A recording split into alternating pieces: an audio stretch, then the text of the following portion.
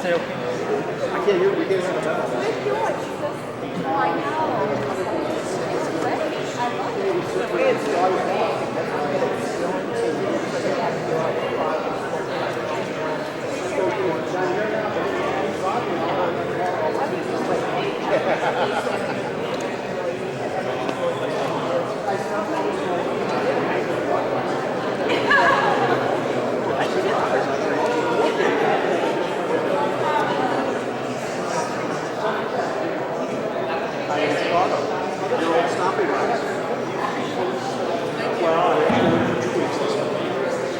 Good afternoon.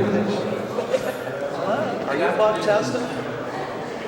Welcome to this annual memorial, August 23rd, 2005. 79 years ago today, in New York City, Valentino died exactly this time, 12/10. We honor him today by being here in this annual tribute, one of the oldest continuing traditions in Hollywood. I'd like to welcome everyone here. I spoke to Tyler on Friday, and I know if he were here, he would want me to extend his gratitude for everyone for continuing this event and for being here. Thank you. Starting off on our schedule, our first speaker is longtime Valentino collector, Jim Craig, and he will be speaking today on reflections on the death of Rudolph Valentino.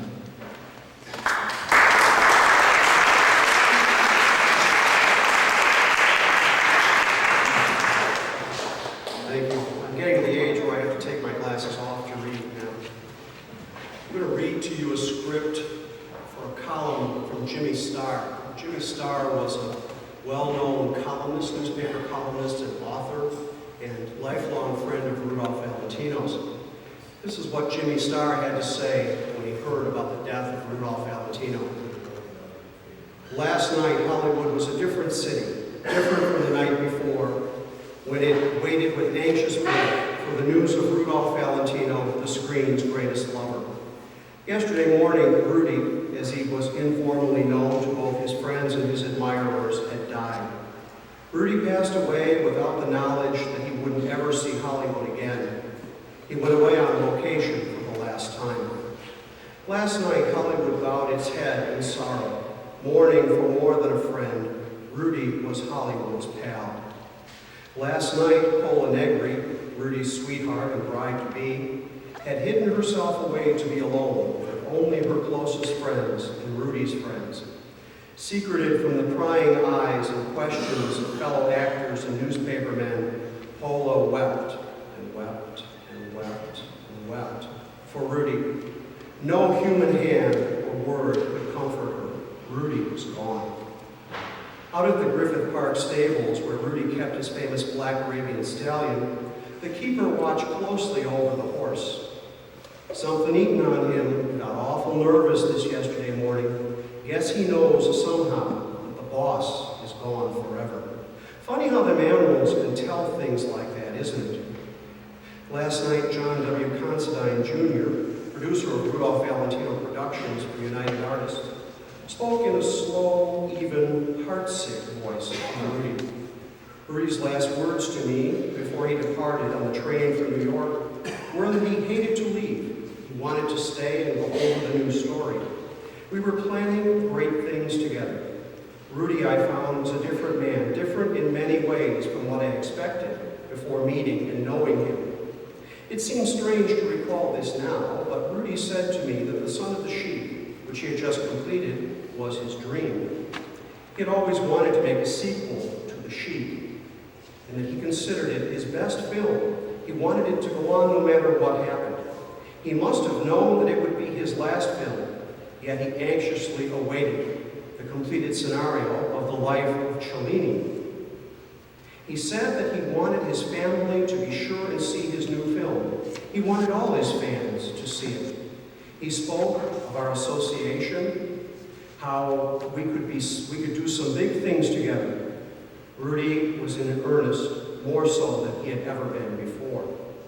Rudy's interest in The Son of the Sheep was 50% of the profits, and he stated just before leaving here that he wanted the film to continue its run, and that if anything happened, the earnings were to be given to his family in Italy. presume that after his estate is settled, that everything will go to his family in Italy. No funeral arrangements have yet been made, as we are waiting to hear from his family. His passing had completely stunned me, and I was not able to really think clearly. Probably won't be able to realize just what has happened for some days. There will never be another man to take his place in our hearts, for he was not only a friend, but a pal, a gentleman, and a genuine sportsman at all times. Rudolph Valentino's home in Beverly Hills, one of the little city's proudest showplaces, was shrouded in darkness last night. No more would Rudy frolic with his dogs on the lawn. No more would he don his overalls to clean his cars in the back. Inside, the tables and stands were adorned with little images, his tiny knickknacks picked up here and there. This home was too the dream of long ago come true. Rudy had always wanted a home like this. He just purchased it and spent weeks shopping for furniture and things necessary to fit his new home. The house itself, including the grounds, is stated to have cost $100,000. It was rumored that Rudy had spent something like $50,000 in remodeling, furnishing, and completing additions that he had wished for long before being in the position of carrying out his ideas. Yesterday morning, newsboys startled the usual calm silence of Hollywood with the cry that Rudy Valentino was dead. A little girl, probably only 10 or 12 years of age, was holding on to her mother's hand and slowly passing down the boulevard. The piercing screams of the newsboys shook the girl's frail body. "Mom, what are those boys yelling?" "I didn't quite understand them, dear," came the reply. Several more screams from the paper boys. Tears coursed down the little girl's cheeks. She had heard this time only too well. Rudolph Valentino is dead. "Mom, is it really true?" "Yes, dear." The little girl was blind. She had never seen Rudolph Valentino in all her life, but she knew exactly what he looked like. That had been explained carefully to her many times. The little blind girl had never seen a picture of his on the screen, yet she always went with her mom. She sat and listened to the audience chuckle and gasp and cry over Rudy.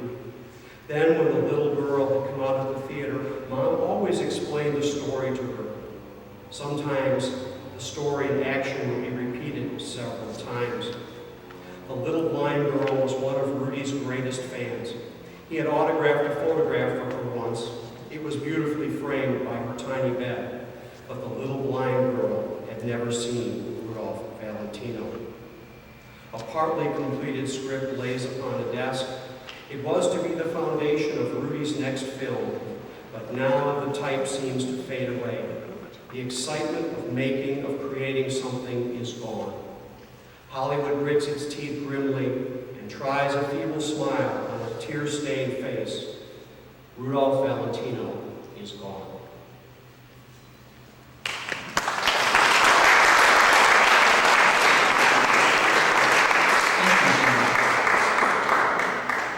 When I was doing research for my book, Valentino Forever, I got the opportunity to view a lot of videotapes from years past where I was not able to attend.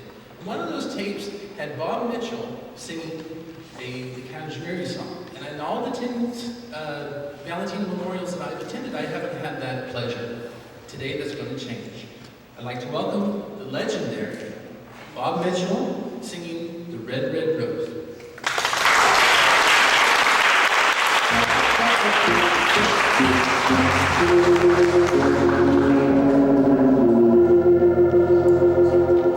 I'd like to say that one of the memorable movies, particularly memorable movies of Valentino's, was The Young Raja.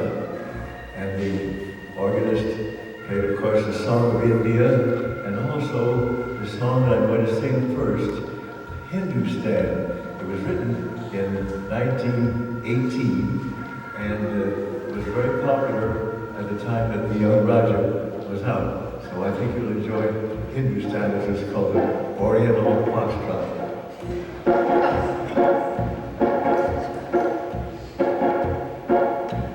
She's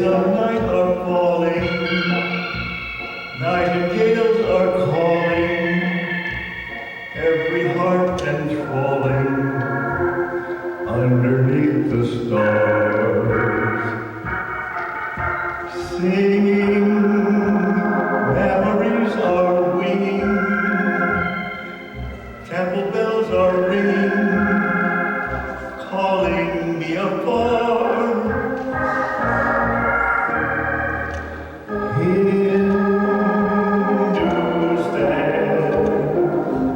where we stop to rest our tired caravan. Hindustan, where the painted peacock proudly spreads its fan.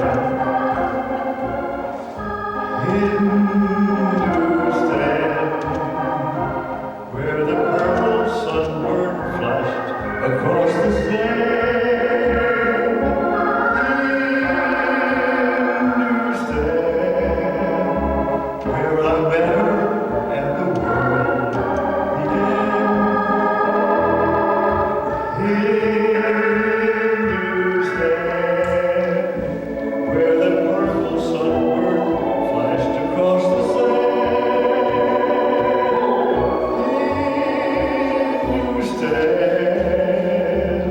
Where I met her and the world began.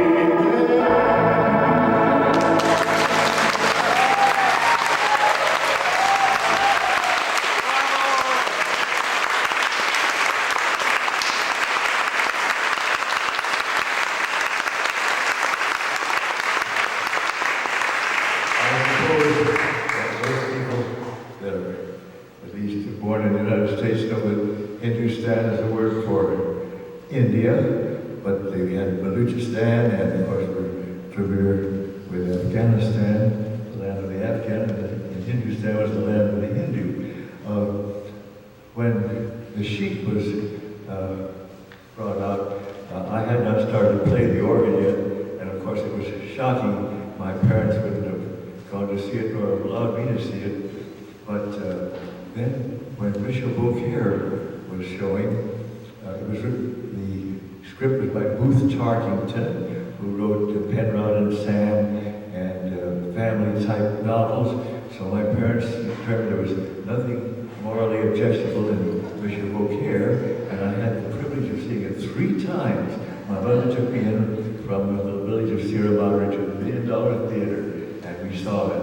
And for the song, for the film, a special song was written, Red, Red Rose. And they had a huge live prologue, and the girl sang Red, Red Rose. Of course, she couldn't understand the words in those days. There was no amplifier, and she sang very high soprano. But we have that today, and what was so wonderful, my mother had never seen Valentino before, but she was so captivated. The next picture that came out, she didn't stop to think whether it might be sinful. And she took me to the $1 Million to see The Sainted Devil, and it had not 1, not 2, not 3, but 4 vamps. So I had the advantage of seeing something very, very improper. But this is a song for the Bishop Beaucaire, and that's very appropriate.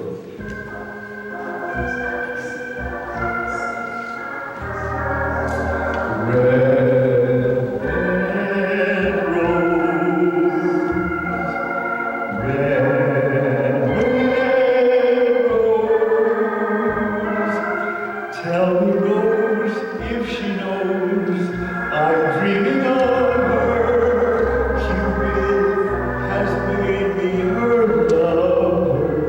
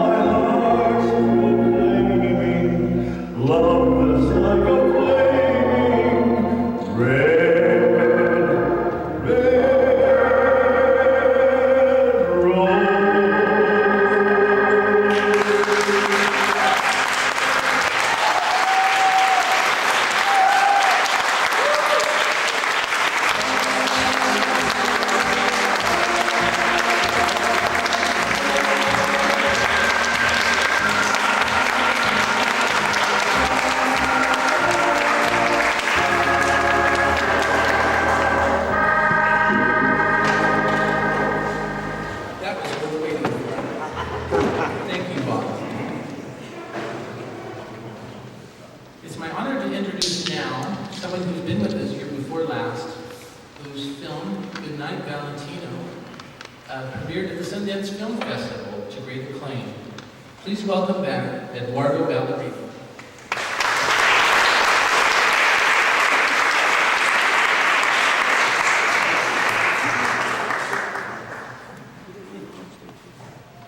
Thank you.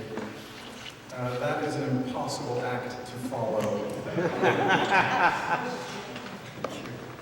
Thank you all. Thank you for coming to one of the most enduring events in the history of Hollywood. It's true. And I think that fact alone says a great deal about Rudolph Valentino and his legend. Hopefully I can add just a little bit more to it here today.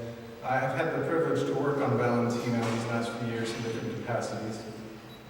As was mentioned, I made a short film, which was based on the H.L. Mencken essay. And if you have not read this, you really should. It's a wonderful, wonderful study of Valentino in the days before he died. It's a remarkable piece of writing. I was delighted when Alan Ellenberger, who you'll be hearing from soon, asked me to write the introduction to his book, which I'll be reading an excerpt from. And lastly, I've written a feature-length screenplay on Valentino that is making the rounds. I don't pretend to be a scholar, but I do feel I've come to understand aspects of Valentino, aspects of his character that are often blurred by history, by legend, and by sympathy.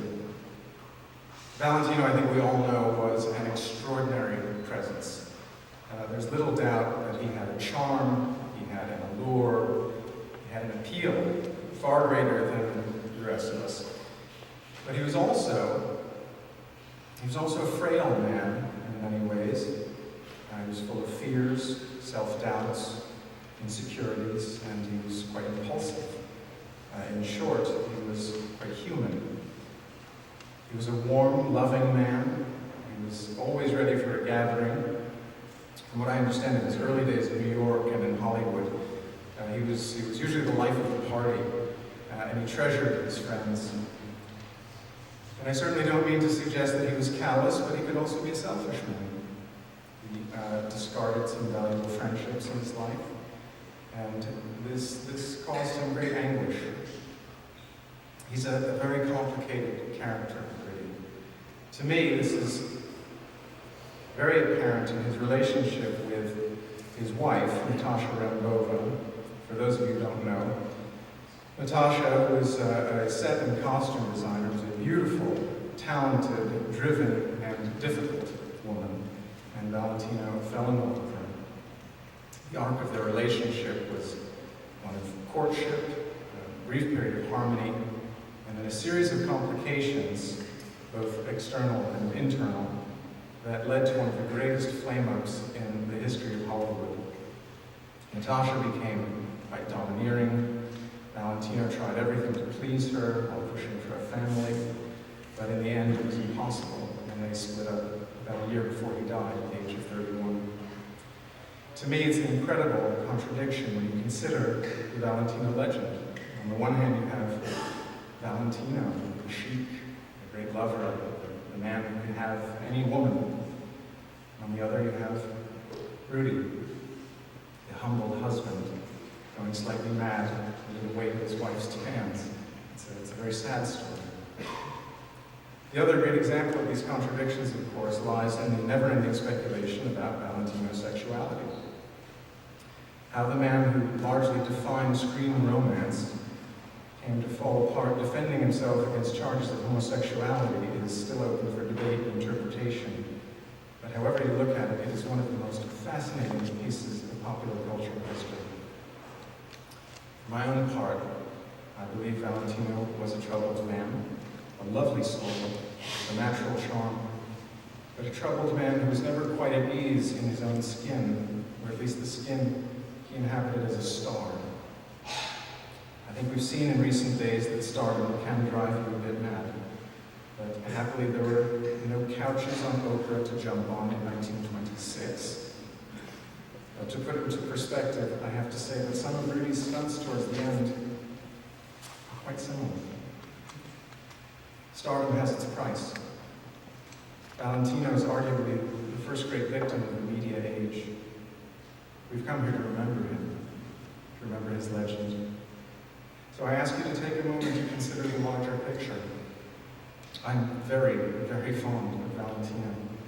I feel I've gotten to know him beyond the photographs and films and the legendary name.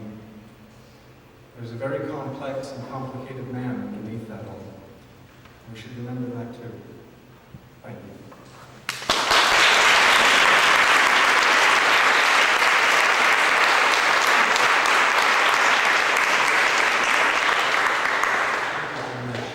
And now we're going to show the first of our video tributes to Rudolph Valentino.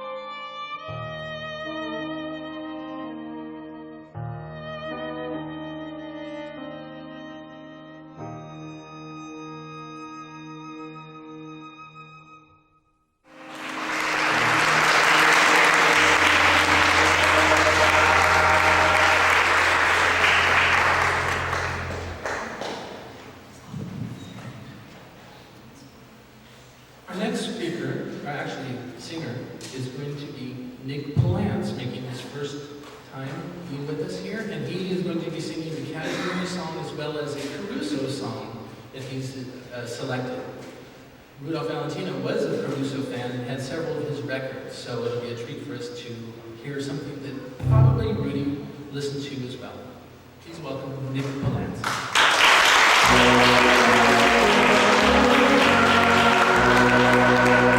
Thank you.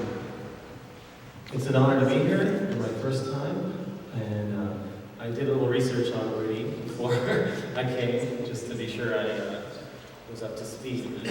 Yes. Apparently, he was a big Caruso fan, one of the greatest tenors of all time. And when he recorded his first song, which was a Kashmiri song, he left the studio and he said to his producer friend, I'll never be a singer like Caruso. He just did not like the way he sang their sound. But I do believe he had a wonderful voice, and I'm going to pay tribute to him by singing Caruso's favorite song, which is La Donna Mobile. Bob mentioned.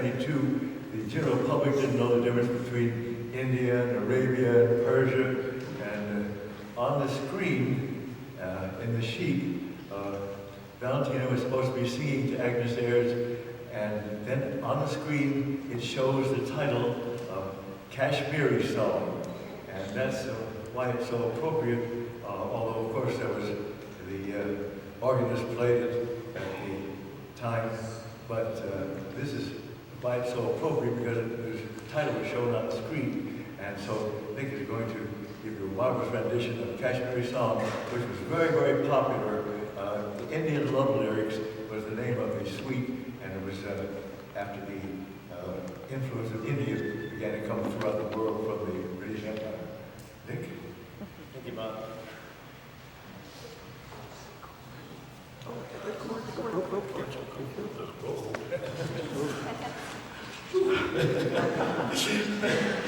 I was sweating already. It's not my fault. Doing better. Kashmiri Song has the most intense lyrics I think I've heard of any song, and I just learned especially for this occasion, and I'm adding it to my repertoire. It's fantastic.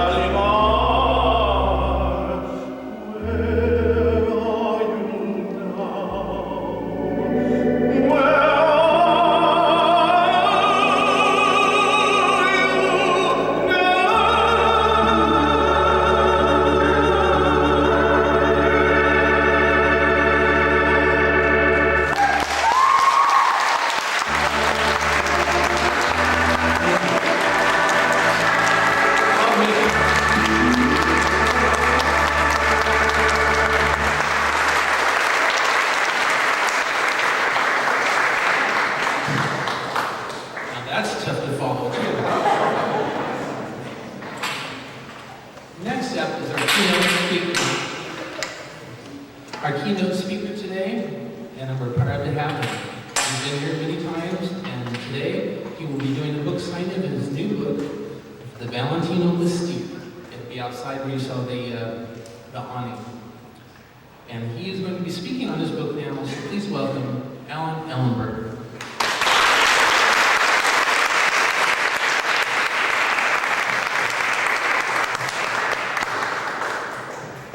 Unlike you, Jim, I need glasses to read.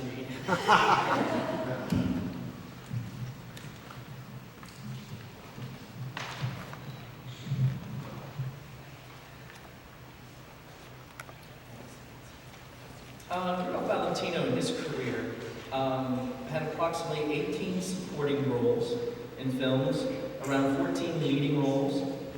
There were one television movie made about him in 1975, two film biographies, one in 1977 and one in 1951, which co-starred Ms. Patricia Medina, which is sitting up here.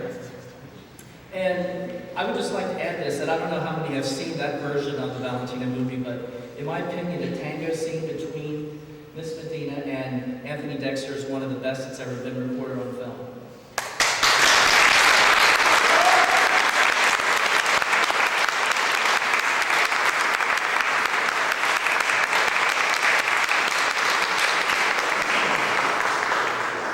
There's also been two shorts. One was Eduardo's a few years ago, Good Night Valentino, around 9 documentaries and over 50 books written about Rudolph Valentino. That is quite a record compared to practically any star except for maybe Marilyn Monroe or Elvis Presley.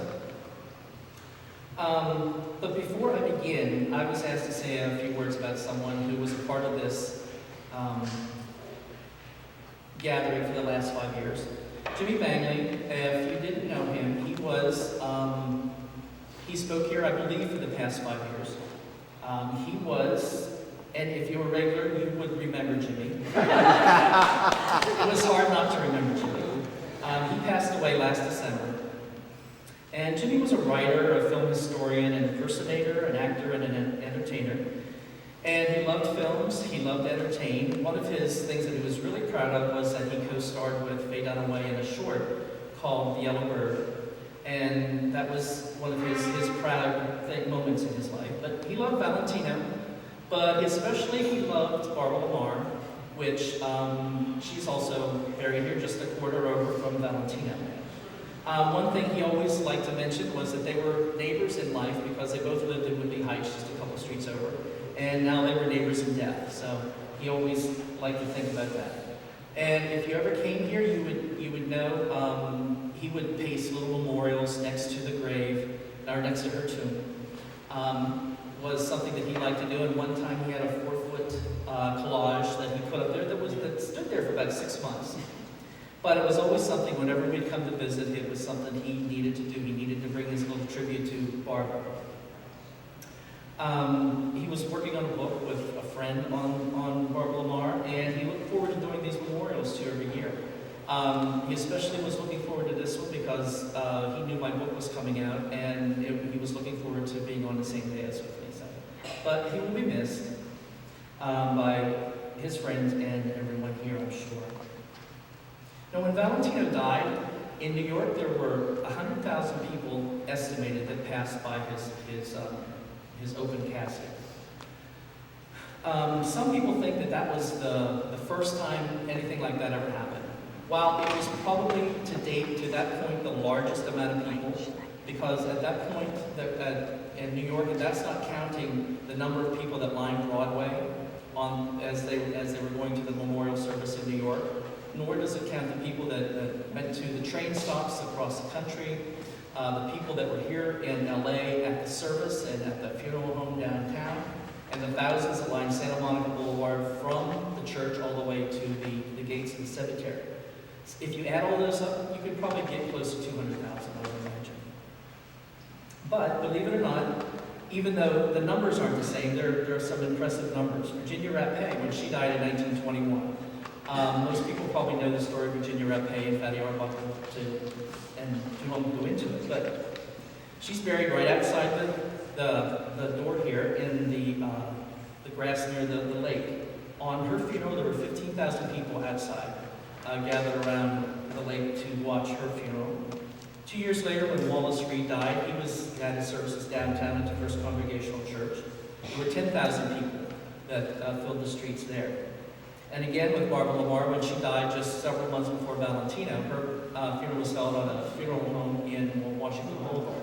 40,000 people gathered there. They got a little rowdy, just like they did at Rudy's. 5 women were arrested for disorderly conduct. 1 woman was almost trampled by the crowd, but was saved by a policeman. As the funeral procession tried to leave to come to the cemetery, everyone rushed to the funeral parlor and took any kind of souvenir they could find, flowers, whatever they could find, to snatch it out.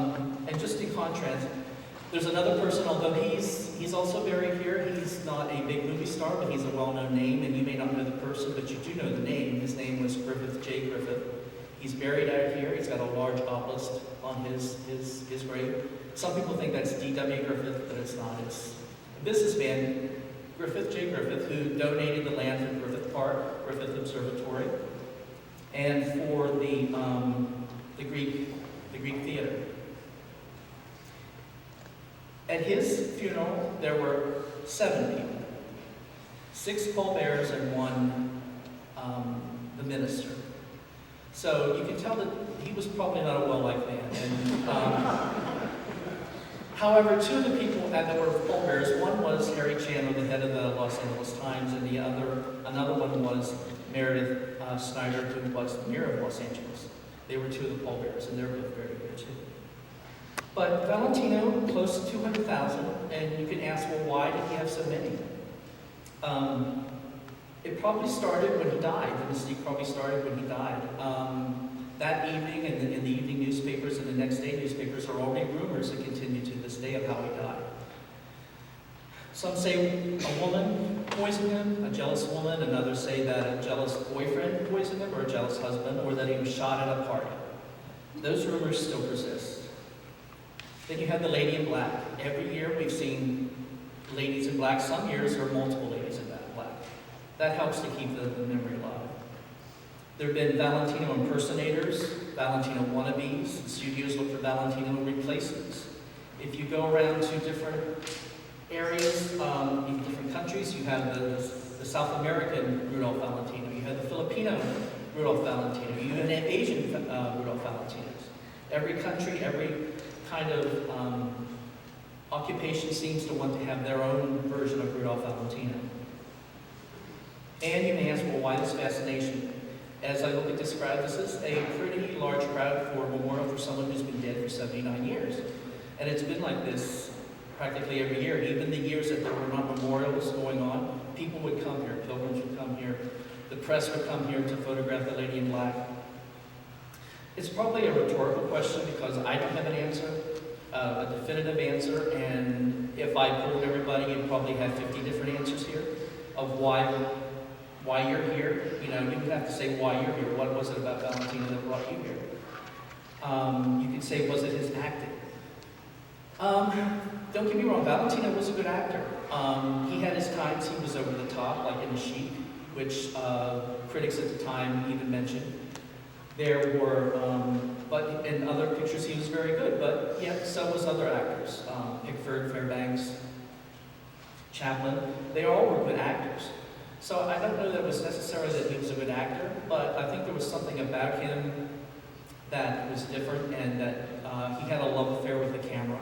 For some reason, whenever he was photographed, there was some kind of mystery there, just like with Garbo.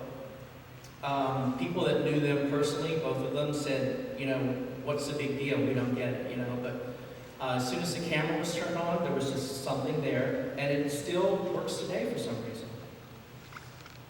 Another part of the mystique was probably his death, his funeral. And I'd like to read just an excerpt from my book. And I thought what would be appropriate would be the day that he was buried here at Hollywood Cemetery, now Hollywood Forever Cemetery. It would have been about 2 weeks after he died and taken that long to finally put him to rest. It would have been September 7th, 1926. The funeral at the cemetery, at the church had already been done. At the gates of the cemetery, another large crowd pushed against police lines. Future director, actor, and Academy Award-winning editor Robert Parrish, who in 1926 was a 10-year-old student at neighboring Santa Monica Boulevard School, which, by the way, is still over here, recalled the excitement that accompanied Valentino's funeral that morning. When I arrived at school at 7:55 a.m., weeping women were blocking Santa Monica Boulevard in front of the cemetery from Van Ness Avenue to Gower Street, Parrish said. The big red Pacific electric streetcars crawled through the crowd, bells clanging, motormen cursing. In the midst of this, would-be entrepreneurs hawked black-bordered stills of the great lover from his last film, The Son of the Sheep. Silver Valentino slave bracelets, gypsy earrings, hair grease, and black armbands were also being huckstered about the bereaved mass of bystanders. As the crowds increased, the assistant fire chief arrived at 11 o'clock and advised the principal to close the school. The children were told to go straight home, but of course many did not, including Parrish and his buddy, Eli Novick. When the two boys crawled through a secret hole in the high cedar hedge that surrounded the cemetery, they saw thousands of people casually wandering around the grounds, including regal-looking women in wicker chairs, dressed as if attending a garden party. As the ladies trampled across the graves of various prop men, cameramen, extras, and other lesser Hollywood figures, Parrish said, we followed in their wake, hoping to get a look at whatever was going on. Their adventure was spoiled when Bud, a cemetery worker, began chasing them. The boys sprinted to the back of the cemetery and wormed their way through the fence and onto the Paramount lot, where they climbed onto a square-rigged four-masted schooner, one of many standing sets that dotted the back lot. We climbed to the crow's nest at the top of the tallest mast and had a bird's-eye view of the whole show, Parrish recalled. Every time Bud looked our way, we thumbed our noses, raised the middle finger of our right hand, and cried in unison, Bud, Bud, Peter Bud, how do you like it, fried, stewed, or barbecued? To this day, I don't know why we did this, but it seemed like it was such a sensational thing to do at the time. As the hearse arrived at the steps of the Cathedral Mausoleum, Father Mullins and the altar boys greeted the imposing granite building's newest resident. As Valentino's body made its final trek, two airplanes swooped down over the crowd to a height of 100 feet, dropping thousands of flowers. A salute from Valentino's employee, Luther Mahoney, and several others. No one will ever know how bad I felt the day he was buried, Mahoney later said. For years, I always looked back and thought what a wonderful idea it was that I had thought to bed his path to the great beyond with roses. The blossoms drifted through the morning air, carpeting the entrance to the mausoleum as the casket was carried through the open bronze doors. The mausoleum looked like a hotel lounge, Ravensdale said, with plaques, cubicles, and vases of flowers all over the place. An elderly woman approached the Italian actress, Rosa Rudami, and handed her a small bundle of blossoms. They won't let me in, but I want him to have them, she said. Rudami smiled graciously and added the flowers' tiny offerings to her own.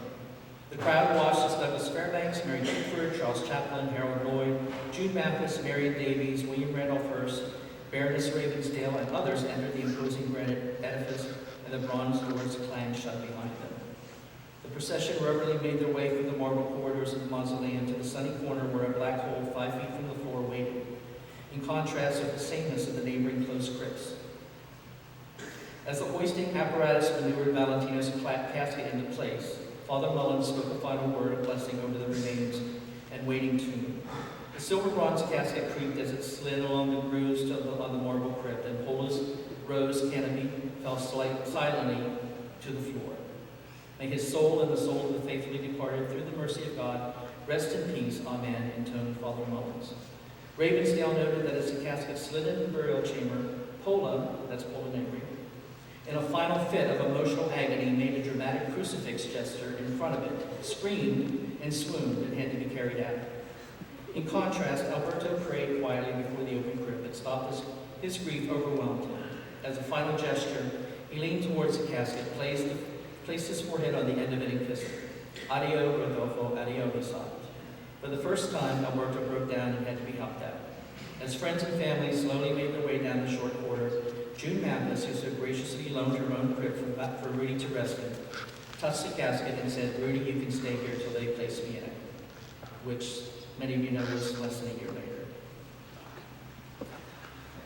After Valentino's death, there were many plans to do different kinds of memorials for him in Hollywood. The now defunct Arts Association of Hollywood planned to erect a monument that would be a forerunner for others. So in other words, they would have erected a statue to Valentino, and then every time an actor died, they would erect another one. Could you imagine what Hollywood would look like by now? That didn't come to pass. Also, another plan was to build an Italian park in Hollywood Boulevard where they would build a memorial theater and a large statue of Valentino. That also did not. Probably the saddest is that there was a huge plan to build a memorial here at Hollywood Cemetery for him. There was plans to have a large terrace with a huge sarcophagus and a large statue of Valentino on a horse. They tried to raise money for it, supposedly. They even drew up the plans, but sadly that never came to be. And Valentino ended up staying in a borrowed tomb for 8 years. Finally, in 1934, I guess whenever everything was exhausted, Alberto finally bought the crypt from Silvano Boboni, and that's where he remains today. Other places, other than here, you can, if you have a pilgrimage after the service to visit Valentino, you can go to DeLongpre Park, which is at DeLongpre and June. There is a statue called Aspiration that was dedicated to him in 1930 that is there. There's also a bust of Valentino in the same park that was put there in 1979 that was paid for by the estate of a fan. And finally, at Hollywood High School, it's not a big deal, but Hollywood High School, on the front, on the Highland side, they had different murals of different legends in Hollywood, and one is Valentino. And on the back, and the very behind that, in the playing field, there is a silhouette profile of Valentino as a sheep, since the athletic team is called the Sheeps. So Valentino, you could say, is their mascot. But there's some places you could go other than here there are other places too, but those are some typical ones. And thank you very much.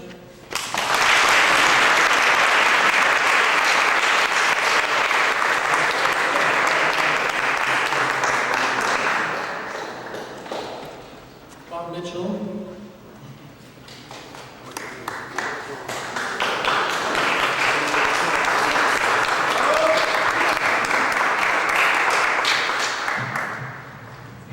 I certainly want to pay tribute to my wonderful accompanist. Vince, would you come up here, please?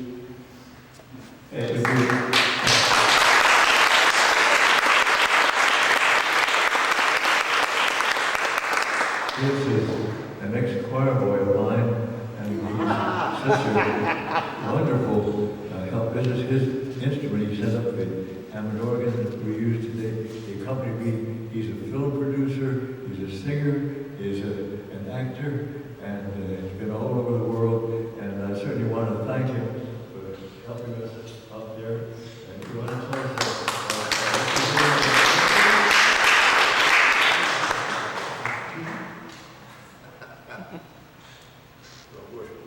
We're working on a film right now on the life of Giacomo Puccini, and we hope that it will be produced in the next few months. So he was one of Rudolph's favorite composers, from what I understand. So that's what I'm doing right now. thanks so much.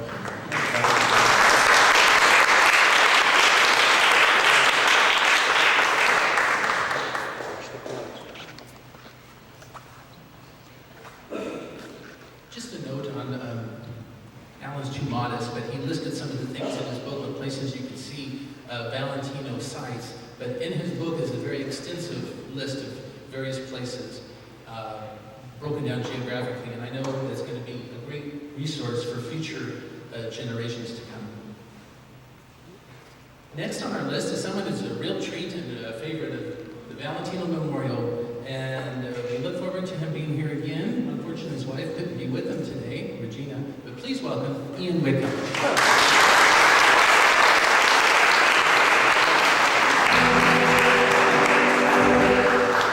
My wife can't come because she was in London and all her bags have been lost, and why she can't be here. And as you can tell from my voice, I'm only here because I love all of you and Valentino.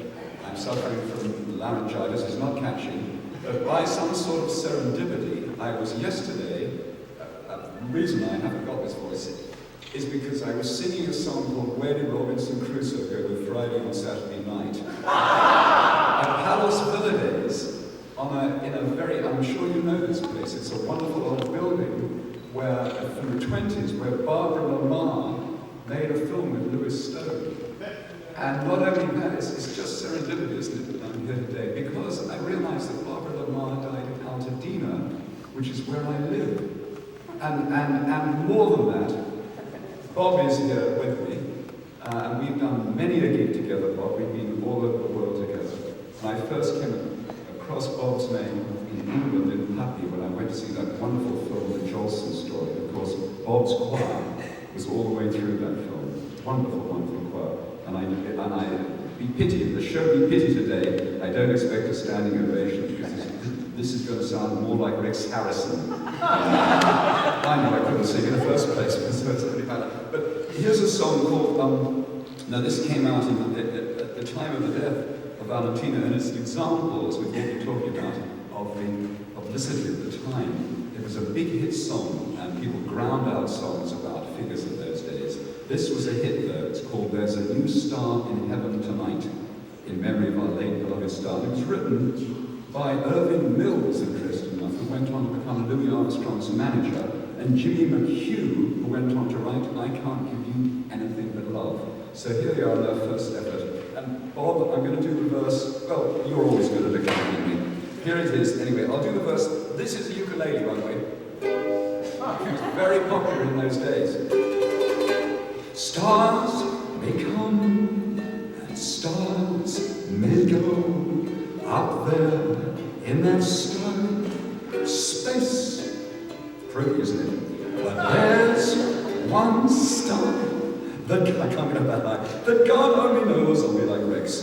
A star to take his place. There's a new star in heaven tonight that will never fade from our sight. There's a new star at home in that vast starry dome, looking down on his loved ones tonight. There's a voice singing lead kindly light, with a smile that has made the world bright. Valentino, goodbye, but way up in the sky, there's a new star in heaven tonight. One more chorus, Bob, here we go, recite it. There's a new star in heaven tonight. Wonderful words. That will never fade from our sight. There's a new star above in that far starry dome, shining down on his loved ones tonight. There's a voice singing lead kindly light, with a smile that has made the world bright. Valentino, goodbye, but way up in the sky, there's a new star in heaven tonight.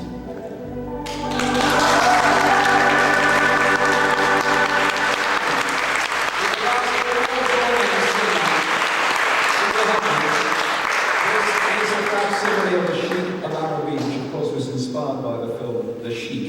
And by the way, the wedding was interesting too. It was a wedding between a Kashmiri and a Hindustani. That's interesting. It's all coming together today. It's unnatural. Anyway, here is the song. We all know it. We'll just do the chorus. In the people's key of B flat. I'm the Sheik of Arab. Your love belongs to me. At night when you're asleep, into your tent I'll creep.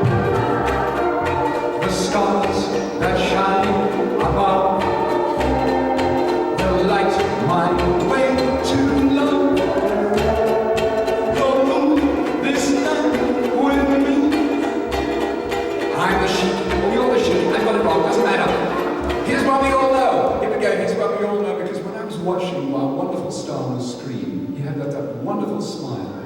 key of B flat, the Beatles key, I want you to all sing this song, which must be about Mr. Valentino. When you're smiling,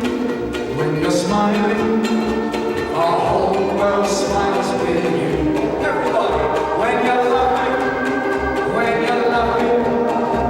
the sun comes shining through Mr. Valentino. But when you're crying, you bring out the rays of the sun you're crying. Come on, be happy again. When you're smiling, just keep on smiling, because the whole world smiles with you, Mr. Valentino.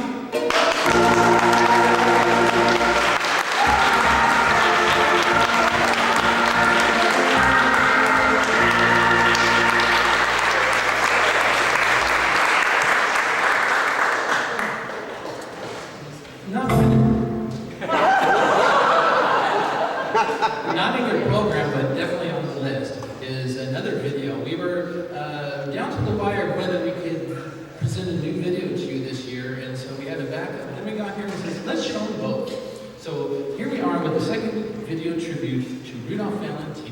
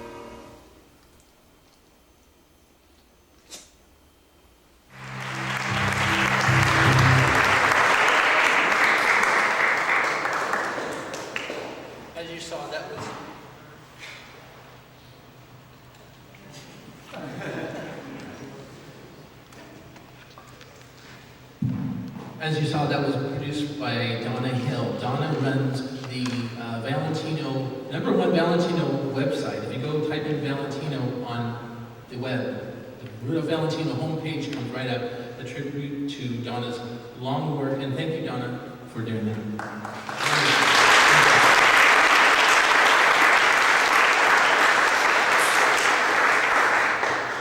Now I'd like to introduce someone who was here on August 23rd, 1951. That was the 25th anniversary of Rudolph Valentino's passing, a special day. Columbia Pictures had just begun to release Valentino. And Alan brought her name up, but here's a picture of her 54 years ago today, laying a wreath down the corridor at the crypt. And we're honored and proud to have a star like Patricia Medina, also known as Mrs. Joseph Cotton. Please welcome Patricia Medina.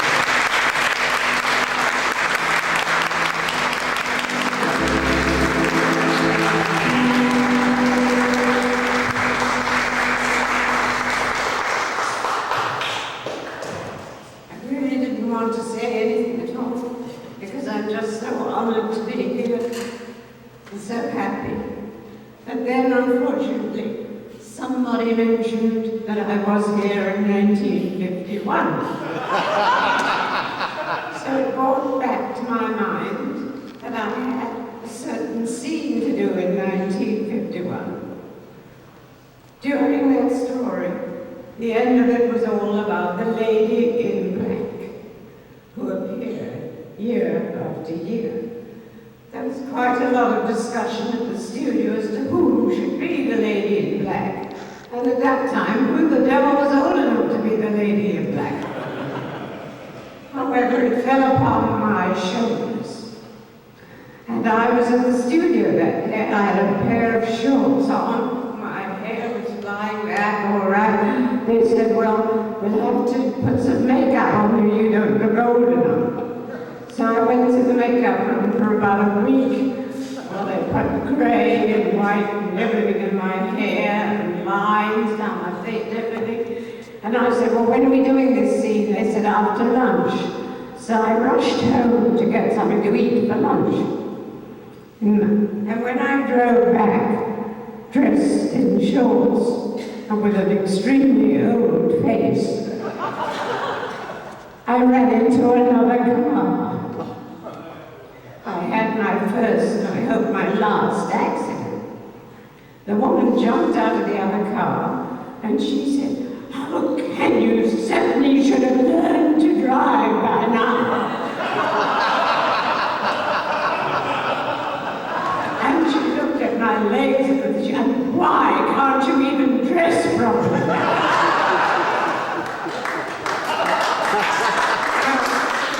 I hung my head. It ended up that we both had the same business manager and all was forgiven. But it is the only thing that I can remember personally, not the only thing, but the one that stands out during the year 1951 in connection with the wonderful man whom we are honoring today. And it's a great pleasure to meet you all, and as I've said before, an honor. Thank you for putting up with me.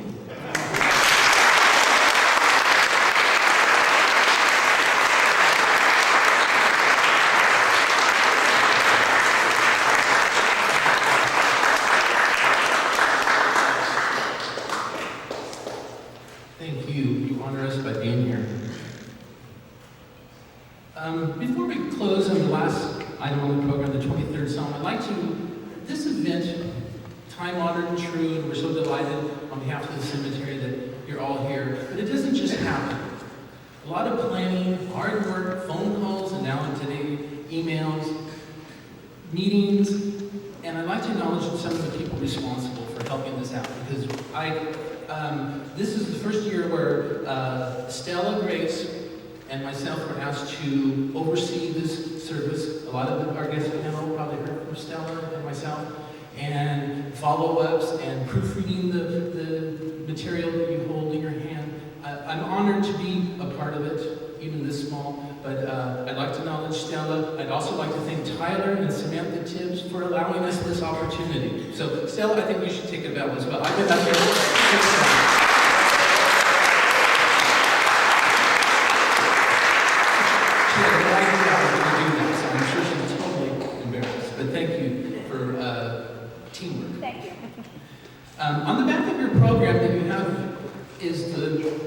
23rd Psalm, and I invite you to join me in reciting that. This was a tradition that we've started to recently re-continue, which is how they used to close the memorial service year after year. So before we do that, I would like to thank all of our guest speakers, Eduardo Ballerini, Alan Ellenberger, and also Ian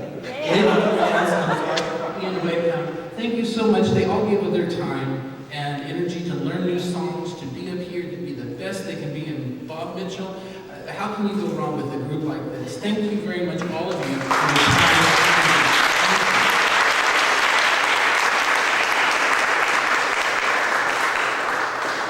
And now the 23rd Psalm, and feel free to join with me. The Lord is my shepherd, I shall not want. He maketh me to lie down in green pastures. He leadeth me beside the still waters. He restoreth my soul. He leadeth me in paths of righteousness for his name's sake. Yea, though I walk through the valley of the shadow of death, I will fear no evil, for thou art with me. Thy rod and thy staff, they comfort me. Thou preparest a table before me in the presence of mine enemies. Thou anointest my head with oil, my cup runneth over. Surely goodness and mercy shall follow me all the days of my life, and I will dwell in the house of the Lord forever. Thank you.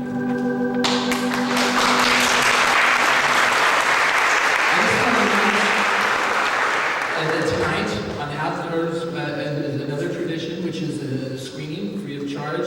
This year, it'll be Camille with Alana Zimova and Rudolph Valentino, not very commonly shown. It's certainly on the big screen. So please join us tonight out there. Bring your blankets, bottle of wine, a friend, and come out and join us. And please also, Marvin Page, who brought his displays down the hall, please stop by and see those. A lot of choice material there to peruse. So again, on behalf of the cemetery and Tyler Cassidy, thank you, and we'll see you next year for the 80th anniversary of the Valentino Memorial Service.